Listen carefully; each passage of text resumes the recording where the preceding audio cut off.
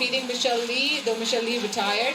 Coming up next, of course, is the women's doubles. Lee Wen-mei, Zheng Yu taking on Rachel Honderich and Tsai. That's on court 2 here in the first match, or the first tie. And then in women's singles 2, it's Wang Ziyi of China taking on Rachel Chen. That's the second women's singles match. Women's doubles is Liu Xuan and Xia Yuting taking on Catherine Choi and Talia Ang. And finally in the women's singles 3, as a third rubber, Han Yue of China taking on Zhang Wenyu, who is also making her Uber Cup debut. So that's what's still to come. Exciting stuff. And the next match, of course, as I mentioned, is the women's doubles. The very experienced pairing of Rachel Honderich and Kristen Tsai taking on a fairly new pairing. I mean, they have been on the senior tour for a while, but they're still new. Lee Wen-mei, Zheng Yu, and they'll be coming on court. And these two have, of course, met once before, so they are known to each other to a certain extent.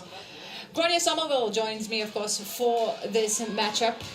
And Grania, Rachel Honderich, Kristen Tsai will be, you know, good, fairly even competitors against the Chinese women's doubles.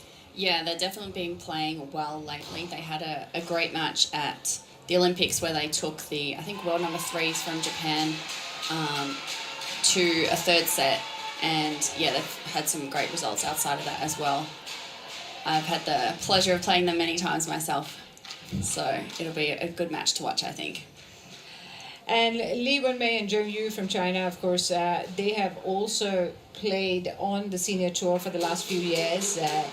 All England 2020 was the last tournament that they played in. And they'll be looking to get back in the thick of it, in the middle of it, and making a mark, giving China an important 2-0 lead, because that's going to be a crucial match in that sense, because 2-0, to come back from 2-0 is always a tough ask in team tournaments, isn't it? Yeah, for sure. We're waiting for the players to come on board and come on court and warm up. And in the meantime, of course, China have been the most successful team in the Uber Cup. We know that, 14-time champions. But in the 2018 edition, they, of course, finished in the semi-finals. That was, believe it or not, their worst performance in the tournament since they started playing. In the 2018 edition, finishing, you know, in the semi-final stage. So they're looking for redemption this year. Yeah, and I'm sure they have a great chance at achieving that, especially after their Sudirman Cup win. I think China's feeling very strong and also performed very well at the Olympics. So they're definitely a powerhouse, as always. There you go, the Chinese girls team looking, or women's team looking in, you know, smiley, cheery mood. And it's beautiful weather in Aarhus these last few days. The sun has been shining, it's autumn, so it's not hot but crispy cold. It feels fantastic when you're walking outside or just standing outside and getting the fresh air in. It's probably a really good time to visit Denmark and, you know, not feel outside of the tourist season, maybe. Yes. Yeah, it's been great. You've obviously come all the way from Australia. Yes. It's a long flight. It was a long journey. And how long was that plane ride? I think the plane ride total was about 23 hours, and then I had a stopover in Doha, and then had the 5-hour or so train ride to Aarhus. So it was a lot of sitting. My hips were very tight. But yeah, I was very happy to be here and get out in the fresh air and, you know, finally have a lie down horizontally. So. And of course, not to mention the jet lag, the dreaded jet lag. I know, yeah. I was telling you how I've been awake. I was awake at 1 a.m. to 5 a.m. this morning leading up to this. So you're all fresh for the match then? Yes, yeah. The players, of course, most of these players have been here in this part of the world since the Sudirman Cup, so they're fairly acclimatized. But a lot of the teams have had new players come in. Chen Jia Yifan there, looking happy. But a lot of, like I was saying, a lot of the players have come in. You've had Yuki Fukushima join the Uber Cup team. Yeah. She's just joined in. And as I mentioned, Michelle Lee earlier. So there is the element of jet lag and feeling tired and getting over that fairly quickly, isn't there? Yeah, definitely. So Sudirman Cup has a lot less players needed since there's only one event of each men's singles, women's doubles, men's doubles, and mixed doubles. Whereas Thomas Uber Cup, the teams are very big, so a lot of players came in purely for the Thomas and Uber Cup, meaning they haven't been here as long as the ones that were for Sudirman Cup. And so the China team, of course, coming from the Sudirman Cup, having won the tournament, and that, beating Japan quite comfortably, I would say, like, fairly and squarely. So that itself must be really giving them the boost they need to win these tournaments now in Denmark, because the men's team, of course, are defending champions, but the women's team certainly have a point to prove this time round, and they have a stellar lineup. If you look at their, the players in that team, you've got the Olympic gold medalist in the women's singles, you've got the Olympic silver medalist in the women's doubles, and then you've got Herbing Jia, who's a top 10 player. Yeah. So they've got a stellar lineup, and surely they must be one of the favorites to win this tournament. Yeah, for sure. And I think was it Thailand that won it last time? Thailand was in the finals, and Japan won in the last edition. Oh, Japan won last edition. Yeah. But that Japanese team, of course, is missing, Ayaka Takahashi and Misaki Matsutomo. Ayaka Takahashi being the captain. In fact, the women's doubles has been plagued with injuries in Japan. So that's a concern for Japan, and that's why the Chinese look even more certain, or I have that favorite tag sort of firmly placed on them. Yeah. Yeah. But in their group as well, if you look at their group, they've got Denmark, which will be tricky because Denmark, being hosts, will definitely have the crowd behind them and will want to feel like, they want to show their best performance here, save the best for the home crowds and home soil. And then they've, of course, got Malaysia as well. Yeah, so I think Group D is definitely one of the toughest groups. It is a tricky group, and, a couple of matches here or a couple of matches gone wrong would then definitely stir things up within the team, even a team like China, right? Yeah, exactly. They definitely have a lot of pressure, so I think they'll be putting their strongest team in for most of their matches. Do you think the pressure of being favourites gets to even teams like China? Because, they have this record in badminton which is unbelievable. Do you think that they would still feel a pressure when they're said, you're the favourites, you've got to win?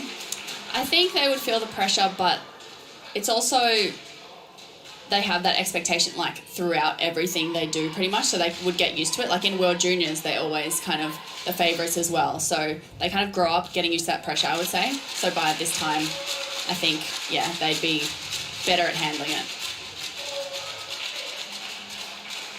Canada, meanwhile, have a very young team. Some of the players, 18 years old, 20 years old.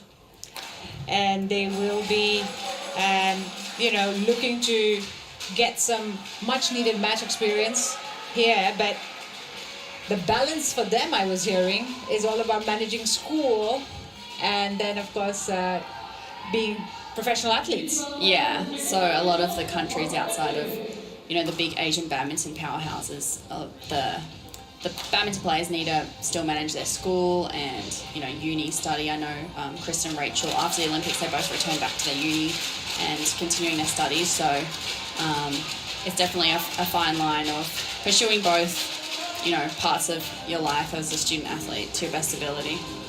And we see the officials now coming on to court 2. The line judges, of course, coming out first. And they'll be taking their seats around the court very shortly. So we're not very far from the players walking out in this second match between China and Canada, the first of the Group D matches that we're witnessing here live on court 2 in the Suez Arena. The women's doubles is what's coming up next. The first of the women's doubles, as we mentioned, Li Wenmei, Zheng Yu taking on Rachel Honderich and Kirsten Tsai.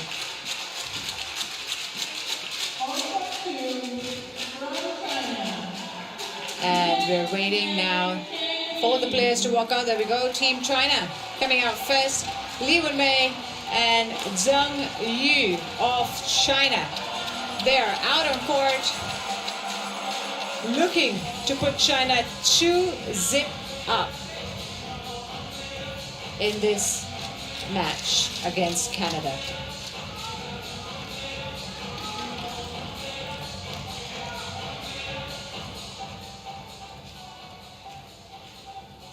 Next up is Canada, Rachel Honderich and Tsai, who are also in the Uber Cup team in the last edition in 2018 in Bangkok. They're walking on court right now, and they had a really good performance in 2018 as a Team Canada. They got to the quarterfinals. You know, they were sort of the underdogs in most cases, but they proved that they were here for a reason to play well, and they did really well in 2018. So they must have built a lot of confidence and a lot of experience from that coming into this tournament. And then we have the head-to-head there between the two pairs. Li Wenmei and Zheng leading 1-0 that last meeting, and the one and only meeting I'd say is the Denise Denmark Open 2018, where they won 21-17, 21-9. And the coin toss. Yes. China winning the coin toss. They will serve. Christian to receive, and which side? This side. So Tsai saying she will be the receiver. Need to serve? Yes. As the players get ready to warm up on court. So Denise Denmark Open way back in 2018, 3 years ago is when they last played each other. So they must have refreshed themselves by watching videos of each other and trying to understand the strategies they would take on in this match.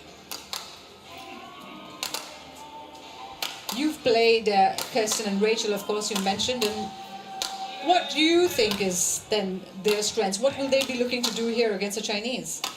Well, typically they have quite a rallying style, but we actually sparred with them at the Olympics just in training, and they had kind of changed their style a lot to the very hard, flat driving kind of game, which is definitely China's strength, I would say. So it would be interesting to see what tactic they go with today, because the driving might be playing into China's strength a little bit more. Li Wenmei, 21 years old, ranked 15th in the world, born in Hubei, China. She was ranked 9th at one point in her career with Zheng Yu. And they're still young, a young pair coming up the ranks in the Chinese setup. But looking to make their mark here at the Uber Cup. Zheng Yu, 25, slightly older, born in Shandong, China. She's 1.75 in height, so she's a tall lady. And her rank was also 9, but with Chao Tongwei of China first. So they have been playing together for a couple of years. As I mentioned, they did participate at the All England last year. And they will be seen more often on the senior tour. Rachel Honderich, she has been around and in the game for a long time, even though she's just 25 years old. Ranked 20th in the world with Tsai, born in Toronto, Canada. Have you been to Canada? I've been to the Canada Open a few times, which is in Calgary, but I haven't been to Toronto or any of the big cities as much. Tsai, she's 26, so they're similar aged. Also ranked 20th in the world with her partner. Born in Chinese Taipei, of course, but now very much a resident of Canada, playing for the country. And these two, of course, have been, you know, a strong pair for Canada for some time. Like Michelle, they lead the pack. They set the example. Umpire there, Iris Metspalu from Estonia. And the service jet is Johannesson from Denmark. We get ready to play very, very shortly. And as I was mentioning, this Canadian pair are like the leaders of the team in a way, in the women's double section, but along with Michelle Lee, they're the ones who guide the youngsters who are looking to find that balance between playing on the professional tour and their studies, and how to do it, because their training and their program is not as intense as the other national teams that we see in Asia, so they're always trying to balance their life and their work and school. Yeah, exactly. And it's definitely hard to do both at the same time. So I think now with them both returned to full-time study, they'll be, you know, having to roll back how much they're able to train, how many tournaments they're able to commit to around studies and exams. So it certainly helps these days that all the classes are online. Yeah, it does. So you can be anywhere in the world doing those lessons. Well, I'm pretty sure they're both doing kind of health sciencey things, which are a little bit more practical. So sometimes it's not as flexible. I was talking to them, and they have to miss out on a few up-and-coming tournaments because of exams and having to be there. But both of them are actually previously very good singles players. So Kristen was really good during her juniors. Ladies and gentlemen, I always knew her as a singles player back then, and then I think she did her Achilles or some sort of big injury and took some time out from badminton, then came back, just in maybe 2018, 2019 to play doubles with Rachel. and Kristen Tsai. Tsai to serve. So China getting ready to serve, and the match is about to begin. Play.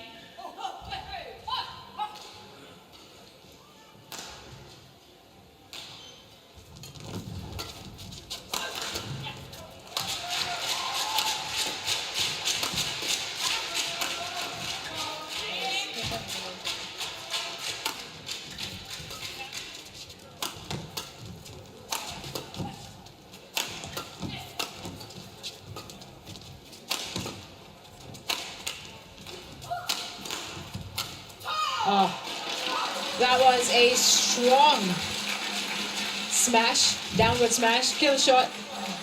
One love. Great intent there from China. Yeah, I think we're going to see a lot of rallies like that. Canada did well to stay in it, but just caught the frame of Kristen's racket, giving a short lift at the front at the end.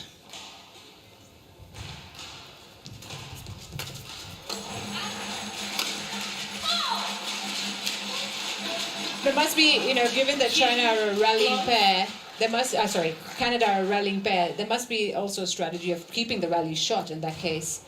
Because if Canada like to rally and they enjoy the longer rallies, then China must have the intention of keeping the rally short and getting the points as quickly as possible and sort of rattling things up a little bit. Yeah, I think the longer the rally goes, the better chance Canada will have of winning it. Whereas China will be quite effective of getting those quick winners. 3 love. That's a very quick 3-love lead for China. Li Wenmei and Zheng Yu, who have a career win-loss record of 41-28. So, a good percentage of wins in their career. As compared to Rachel Honderich and Kristen Tsai, who have a 65-37 career win-loss record.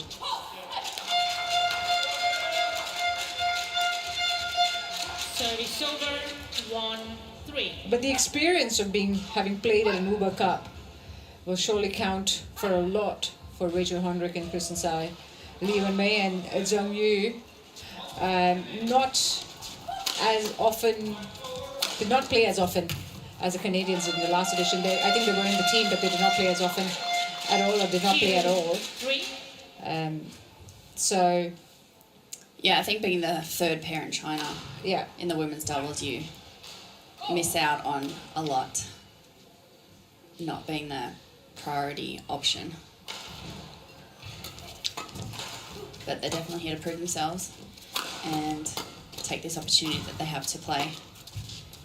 Yeah, Du Yue and Li Yunhui sitting this one out. Li Yunhui didn't even travel with the team to Sudirman, or it seemed at the Uber Cup. So Du Yue, who did play the Sudirman Cup, decided to sit this one out. So this is a really good opportunity for Li Wenmei and Zheng Yu to cement their position in the women's double setup in China. Quite unusual to still see a forehand serve in doubles as well. Probably the only player that I can think, there's 2 other players that I can think of in the women's doubles that do it. Suki Reddy from India and Gracia Polly from Indonesia.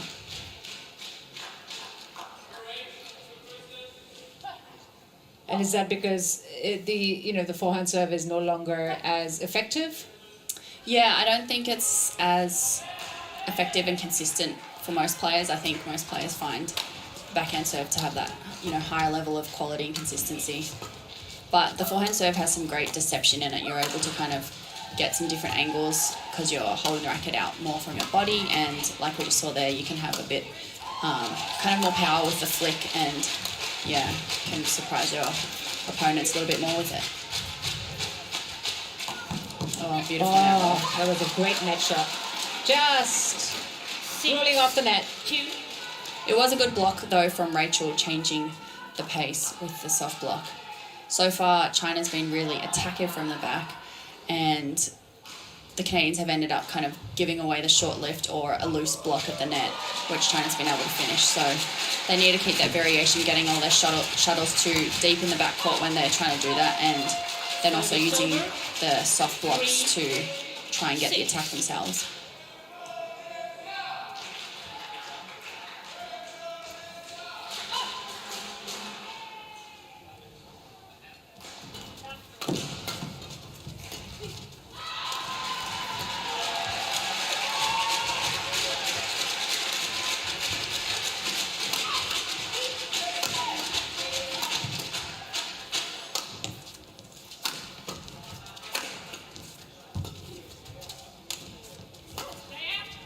That's a good rally.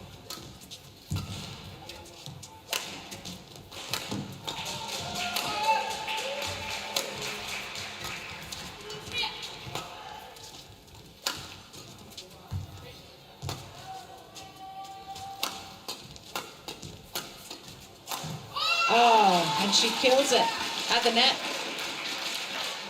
But great play from Canada to keep. Service over.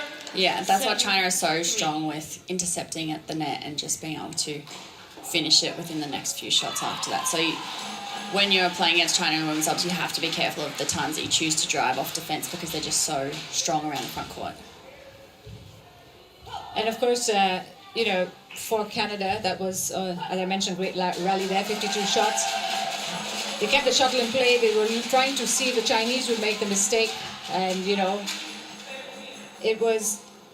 it didn't work out their way, but that is probably what they will be aiming for from now on, to try and keep the shuttle in play, and if not surprise them with the variation, then to just force the errors of their opponent. Yeah, I think the style they're playing now is what they need to keep going with. 8-3.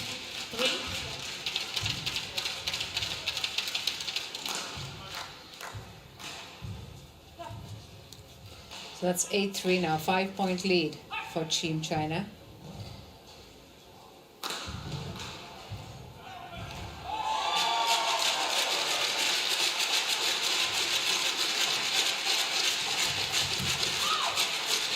Great return. Wild. Yeah, that was a great return and a wild reaction. The Canadians are very expressive with their celebrations and their emotions on court, which is good to see.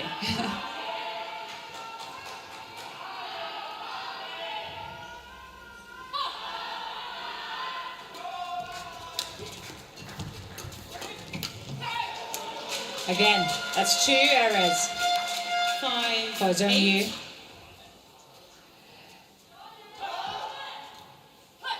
There is also talk about when the shuttle is slower, the control of the game becomes important, and the team that can control the shuttle better will benefit more. We saw it at the Sudirman Cup, where the shuttle was much slower because it was a small arena and it was cold. And 9-5. there was, as you saw, Momota, but there were other instances where the players who tend to be the favorites to win the match, or tend to be the ones who should be controlling the match, struggle. Yeah. Out. Service over. 6-9. So they've narrowed the gap there to 3 points. Playing well, Canada. Yeah, a few errors from Zheng Yu, so if I was the Canadians here, I'd try and keep going at her a little bit, try and force some more errors from her, kind of push her confidence down a little bit. There you go. You've got to target. Good block from Rachel there and coming in.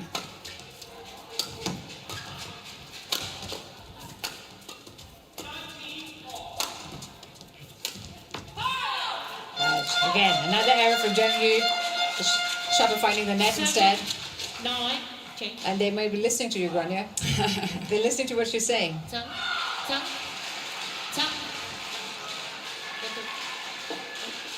She was going for that deceptive drop shot, probably. Yeah.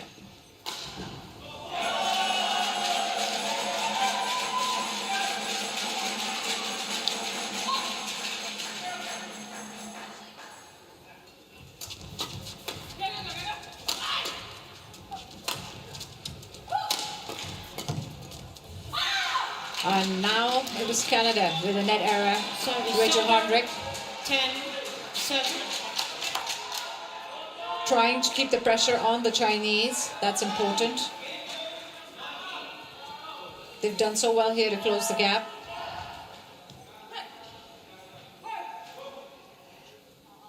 And every error will prove costly as they look to keep momentum, keep in pace.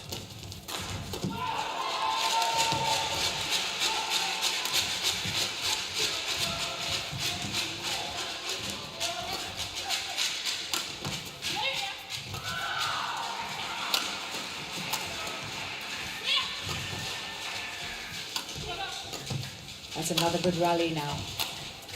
Oh, good attacking play from Zheng Yu. 11-7. She is strong at the net. She does go for the attack at the net. And looks to have bounced back. Yes, the shuttle just caught Rachel's shoulder there. Yeah. But it was probably going out, unfortunately, for Rachel. So, we're at the mid-game break. And China in a comfortable lead now, 11-7, 4-point lead. They'll be happy with that. A few errors were worrying them in the middle of that at the start of that first game, but now they will be happy. As the coaches have a chat with the players. Call 2, 20 seconds.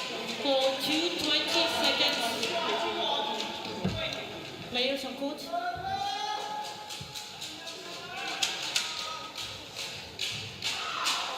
So Canada in the 2018 Uber Cup in the group stage, they were paired with, or they were teamed or put together with India, Japan, and Australia, Yes. as you remember. And they won 2 and lost 1 match in that. They beat India, which was the big surprise. They beat India 4-1. They lost to Japan 5-0, and then they beat Australia 4-1 in the group stages. And then in the quarterfinals, they of course lost to Korea 3-1. They put up a brave fight. I remember Michelle Lee beating Sung Ji-hyun in that match. That was a fantastic match. So can they do something here is the question. Because if they make it 1-1, it'll be a completely different tie than a 2-0 lead for China in this Group D tie-up. Again, right down the middle, between the players. 12. That is confident play. Yeah, From China. they're just giving China that short lift, and then they're able to just follow up very decisively and keep that attack and finish within the next few shots. So they need to kind of come up with a few better answers in their defense to get out of those situations where they kind of just keep digging a deeper hole for themselves. But if they can use the blocks and use some angles with the cross and get that depth in the rear court when they're lifting, everything else is pretty much working for them.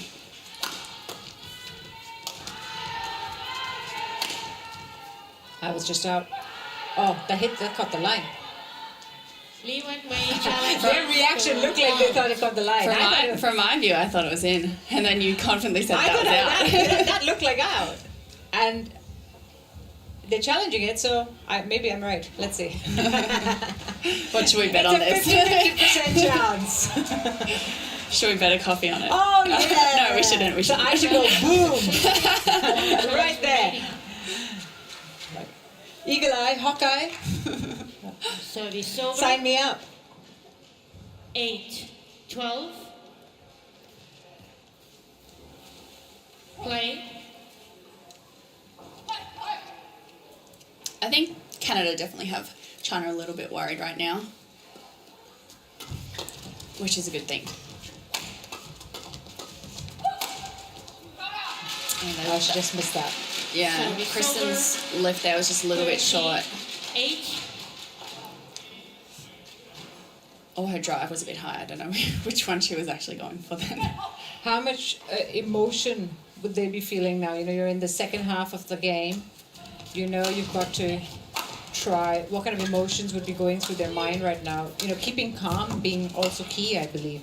Yeah, I think by the second half of the game, you're finding your groove and, yeah, just trying to figure out the things that are working and the things that aren't working, and keep adapting to what your opponents are changing as well. At this point, you really just need to kind of stick in it with your partner as well. Make sure you're both communicating and working well together, because this is when it, you know, gets to the pointy end.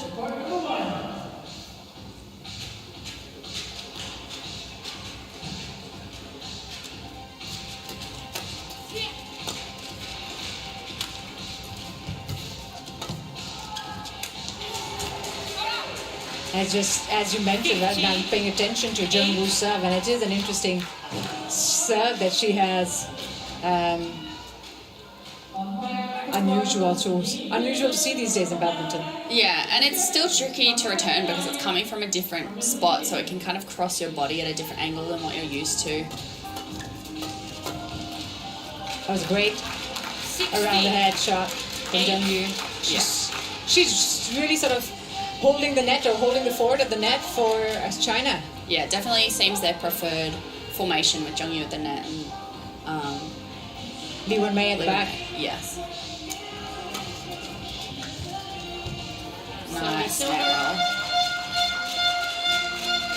I think Canada need to keep challenging that net a bit more to try and keep the attack, and can probably also step forward a little bit more in the defense. Like China's not really clearing them that much. I think they can kind of take their drop shots a little bit earlier and put a bit more pressure, just like Kristen did there.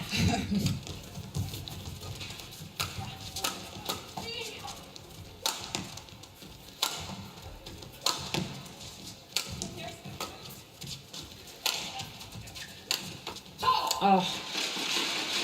And now from Rachel Honderich at the back. Her shot finding the net there. 9.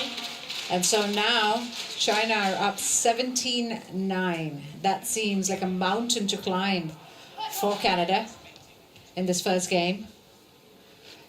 At this point, I think as Canada, you would just want to try and play the rallies the right way and see where you could get to, and at least finish the game in a good kind of headspace. 18. 9.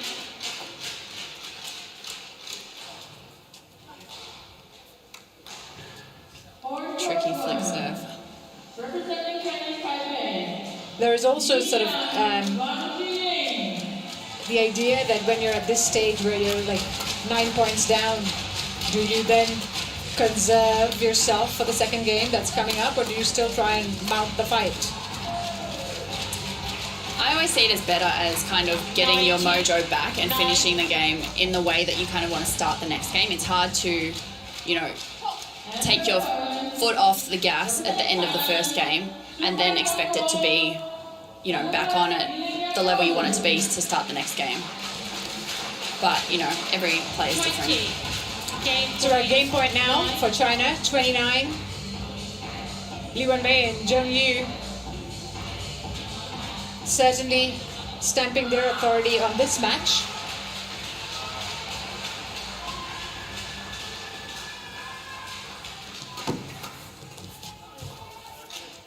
And Rachel Honderich saving a point there for her team. Service over. Milia Kura in the crowd there, 20. having some fun. They're a fun team, Canada. They're good to hang out with. I'm sure you feel that way, Glenn. Yeah, no, they are. I hang out with them a little bit, and yeah, they're young and energetic. And there you have it. Game. China sealing the game at 21-10. It was a First game won by China. 21. super performance 10. from the Chinese doubles pair, the number one doubles pair in this matchup. Li Wenmei and Zheng Yu. Never really letting go of the match. 18 minutes is what it took for them to seal that first match. First game, I should say, sorry. And they'll be looking to wrap this up in the second and give China that all-important 2-0 lead. Getting off the right foot is what is important. A 2-minute break before the second game resumes.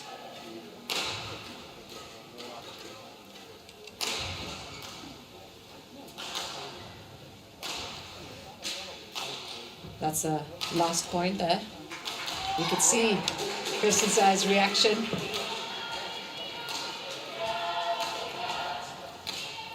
And she knew that shot before, the return before, when they both went for it.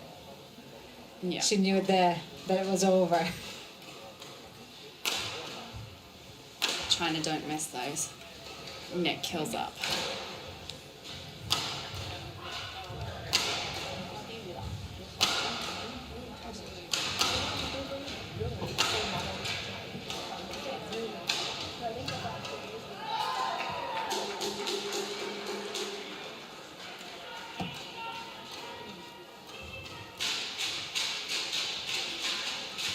Call 2, 20 seconds. Call 2, 20 seconds.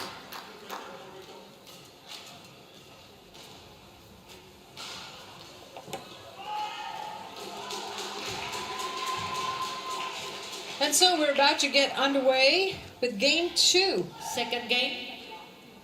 In this match, the women's doubles singles, women's doubles first match between China and Canada. Li Wenmei to serve.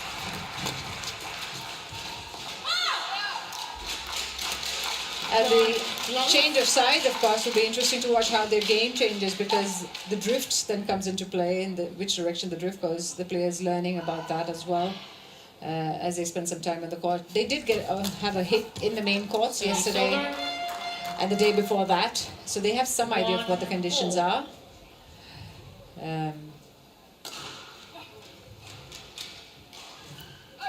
We didn't get to see too much from Michelle's match of what the drift kind of looked like. So still kind of figuring it out, I reckon. It does seem like shuttles are going a little bit more to that side of the court. Michelle's match had that quite a few times, the shuttle floating out there.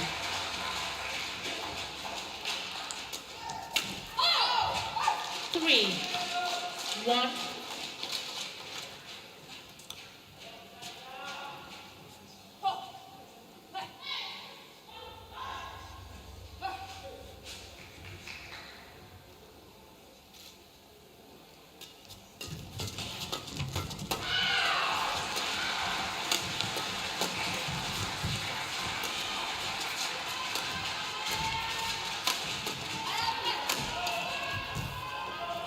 Is good play from China. Good variation with then Li Wenmei trying to come up front. She knew exactly where she was going, trying to mix it up. She was going to go for the net shot had it come over, but yeah, she had that rotation happening there. yeah. Zheng is bringing in a few flicks with her tricky forehand serve now.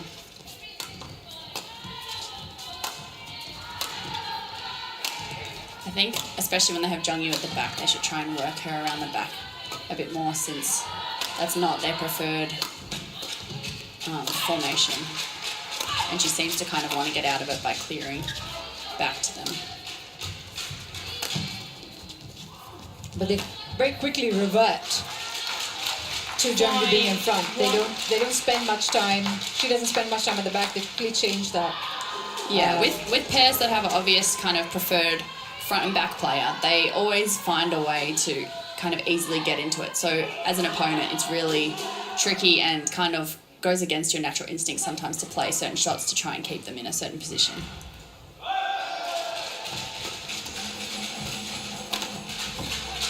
Service over.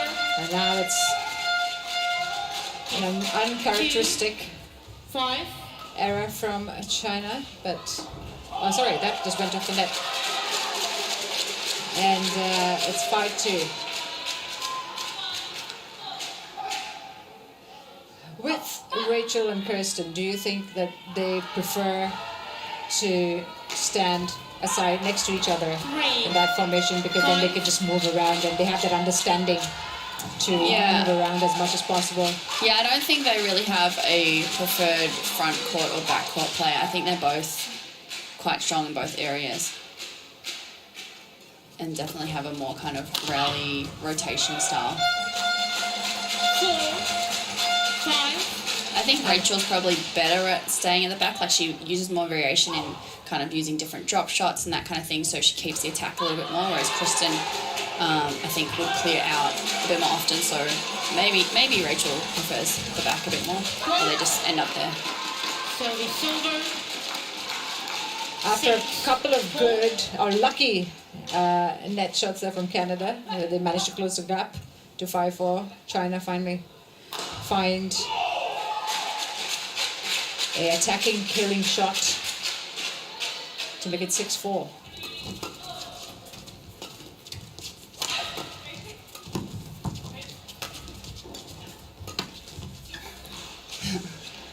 Service over. That must be frustrating, you know, when you think you're... Change, please.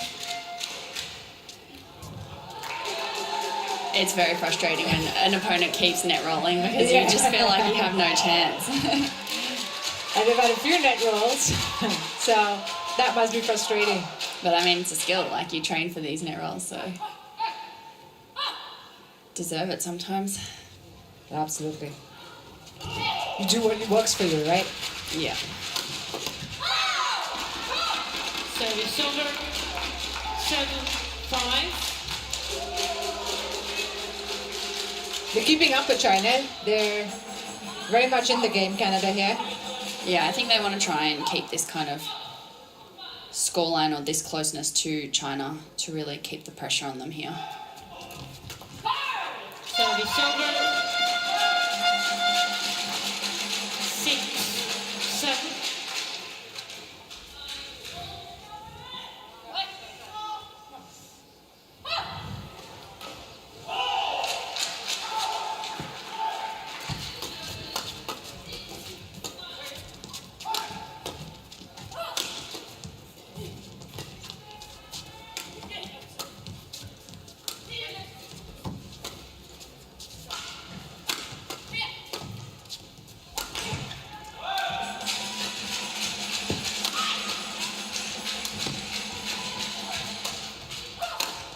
That's another good rally.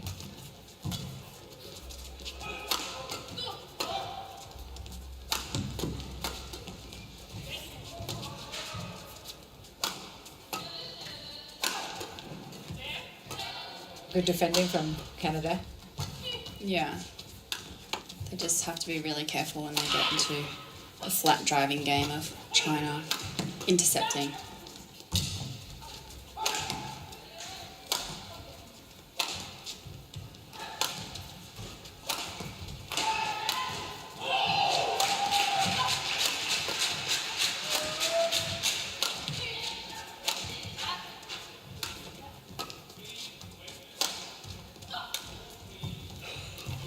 A very good rally. Oh. Great shot by Li Service Mei. over. That was 6. a fantastic way to end it. Lovely roll there. And then I think Kristen couldn't see it because Zheng was covering it. Yeah. she just missed it, yeah. Play. An important point there for China, you know, after such a long rally to sort of come out as winners. That's always strong.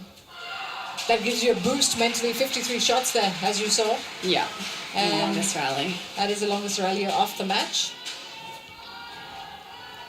So when you come off a rally with a winning point, you know, that just immediately kind of elevates maybe some kind of pressure or releases the stress a little bit. You know. Well, it means then you really need to focus on the next point because after a long rally, it can be really easy to lose your focus or try and win a quick, easy one. Yeah. As you just saw. Yeah. So that was a great cross net from Yeah. Rachel there. Some of her singles skills coming into play. Yeah.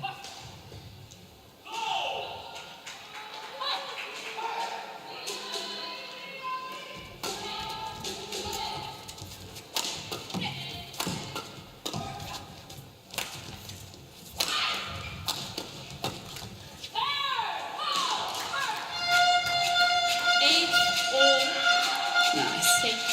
And for the first time, Canada have leveled in this match 8-all. So this could go all the way. And Canada looking really good now. They found some momentum. They're moving the Chinese around a little bit, forcing the errors of the game. So they would be really happy with how they're playing the second game especially. Yeah. Just need to keep their focus here and try and maintain this level that they're playing at. Service over. 9-8. Li Wenmei and Zheng Yu, of course, playing at the Sudirman Cup. They played one game, one match, I'd say, against the tie-up against India. And they beat Ponnappa and Reddy in 2 games. Service over. 9-all. 21-16, 21-13. So they've had some match practice. They've had go on the courts in a tournament. Unlike Rachel and Kristen, whose last match was at the Olympics. But that is fantastic play from the Canadians, who have now taken the lead for the very first time in this match. Yeah, they're definitely taking initiative now around the serve return and those mid-court driving shots coming forward and finishing at the net. Quite like what the China team have been doing previously. Service over. 10-all. That was just out.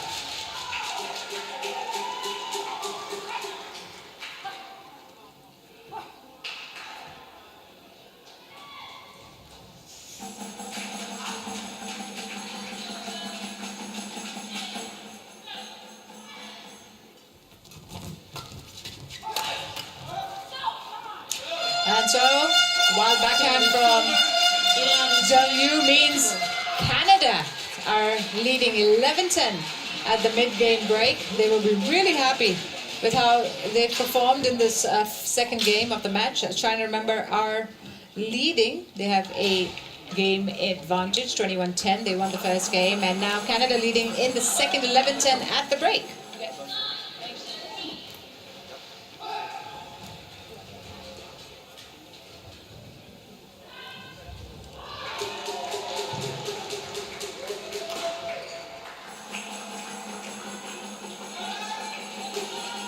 Call 2, 20 seconds. Call 2, 20 seconds. Players on court.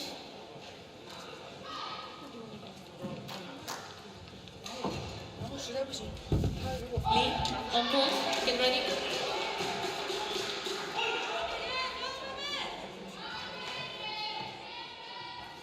Eleven, 10. Play. And we're about to start the second half of this game with Canada serving at 11-10.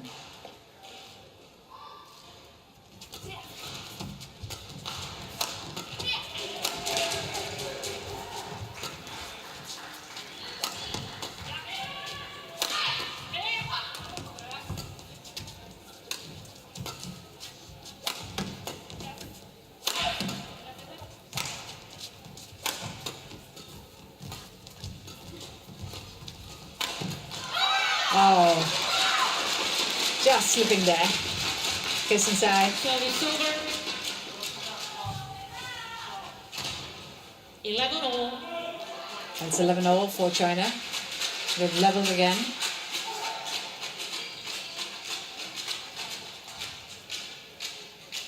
Yeah, she just slipped, fell down. Unfortunate. China's getting a bit pumped up now, wanting to push to the end.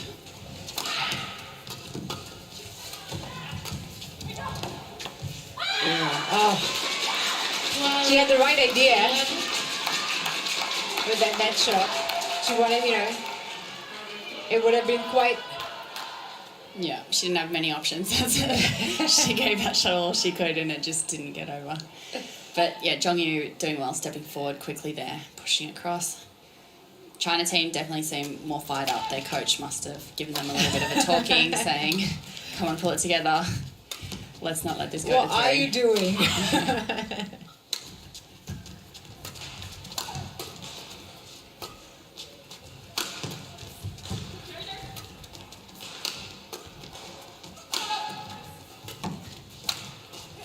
But with the Thomas and Uber Cups, unlike the Sudirman Cup, obviously the practice sessions are different because the women's team practices separately and the men's team practices separately. So I wonder whether that has an impact, because sometimes when you practice as a whole team, they mix up the practicing between the men and the women, where you play the boys or you play the guys on the other end of the court and, sort of deal with that sort of level in the game. with the women's team practicing on their own. Does that make a difference? 13. I think it's a little bit different, but you don't have like that many sessions, I guess, leading up to it. Training, you know, once you arrive in the country, so it's just kind of making sure your body's, I guess, more prepped for the match. 13-11 now, China. Next few points will be important. Yes, I think they're gonna try and pull away right now.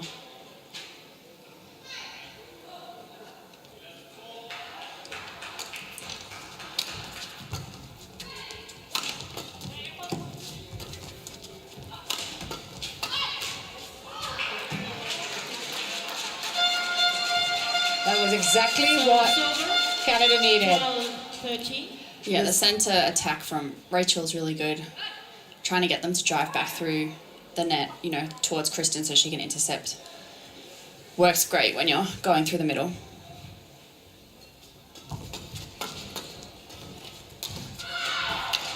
Oh, she was going for the kill.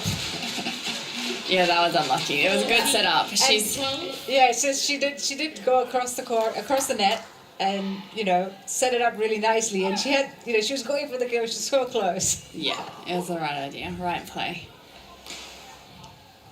I think Kristen needs to use a bit, or they both can probably use a little bit more of that change of pace and taking that net a bit early when they get the opportunity.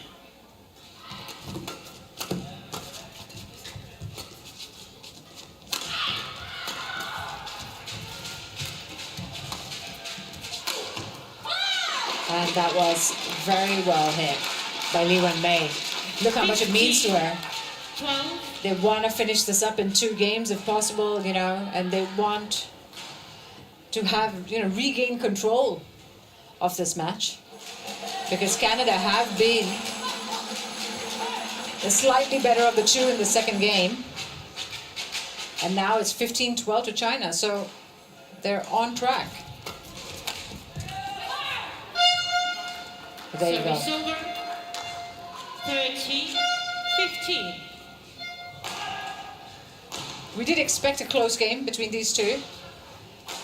Rachel Honderich and Kristen Tsai, Canada's #1 women's doubles pair. Yeah, I think they've improved a lot, the Canadians, since their last encounter against this pair, so definitely have a lot more to bring to the game. That's another net error from Kristen Tsai. She feels like she's rushing it a little bit. Yeah, I think she's just going for a big power shot when she kind of just needs to make it a bit short and efficient, the finishing of the shot at the net, and kind of reel it back a bit and be prepared to kind of win on the next one if she has to, as opposed to giving that last shot everything and getting a little bit sloppy in her form.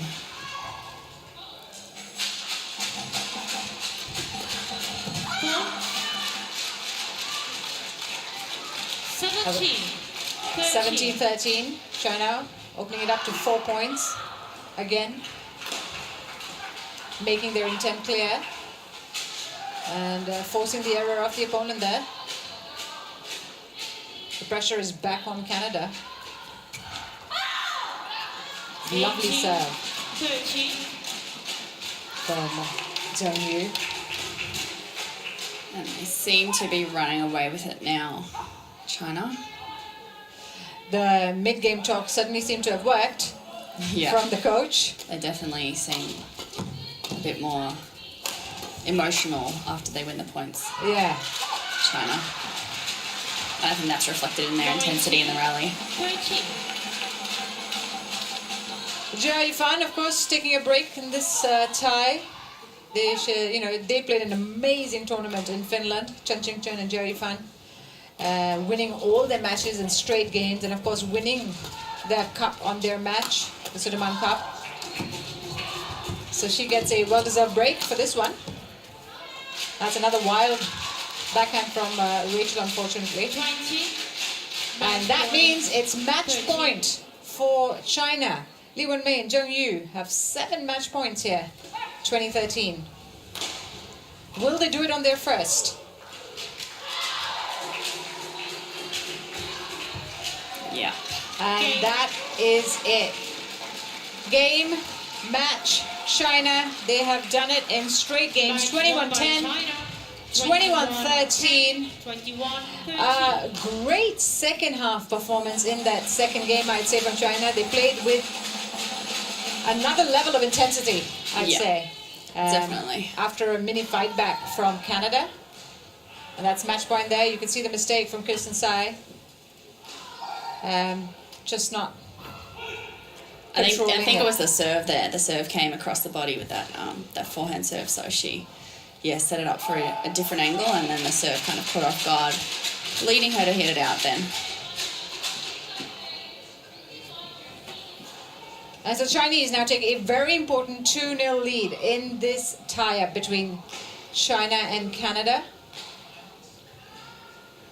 And the next match will then, decide things for them or open it up for Canada, hopefully. You want to see a Canadian fight back. Yes. For sure. We love an underdog. Absolutely. There you go. Wang Ziyi against Rachel Chan. We call it the Battle of the Debutantes. Yes. I almost rhymed there as well. But both of them making their Uber Cup debut in this match. So this will be a good one to watch. Young players climbing up.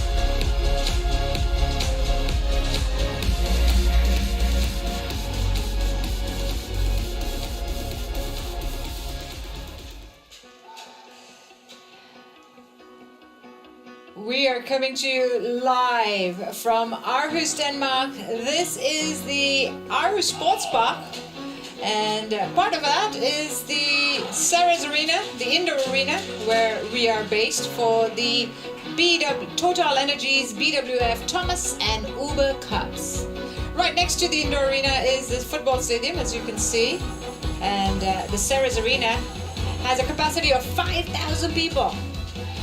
And we're finally seeing some fans allowed into this arena, which is a refreshing sight. The order of play in this Court 2 matchup between